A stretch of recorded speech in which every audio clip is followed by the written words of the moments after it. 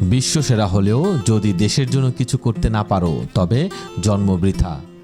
বাংলাদেশের নতুন যুগের শুরুতে বদলাতে আসছেন অনেক গুণী ও প্রতিভাবান মানুষ।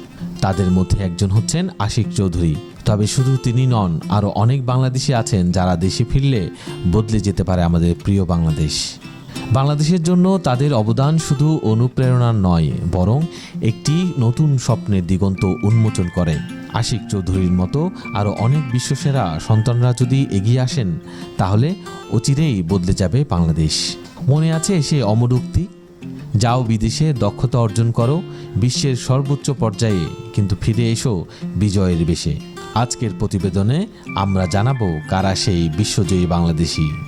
আমাদের অনুপ্রেরণা হচ্ছেন সেই সব গর্বিত সন্তানরা যারা বিদেশের মাটিতে বিশ্বসেরাদের কাতারে পৌঁছেও মায়ের জন্য রেখে যাচ্ছেন অনন্য অবদান।